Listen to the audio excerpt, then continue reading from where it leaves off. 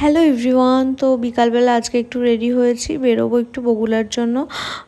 তো আজকে আমরা বসেছিলাম, তখন বোন বলছিল যে এবার শ্রাবণ মাসের প্রত্যেকটা সোমবার পূজা দেবে, ও ফার্স্ট টাইম দেবে। আর আমি তো কোনো দিন আগে করিনি পূজা এরকমভাবে। এবার ভাবছি আমি যখন বাপের বাড়িতে আছি এবার আমিও পূজা করব। তো যেমন ভাবা তেমন কাজ, চলে আসলাম বগুলায়। কিছু পূজার জিনিস কেনার দরকার ছিল, এই যে সাপ, নন্দী, তারপর ত্রিশূল, এগুলো কিনে নিলাম। আর দশকর্মার কিছু বাজার করার ছিল, সেগুলো করে নিলাম। আর মামামের জন্য নিয়েছিলাম একটু ফল।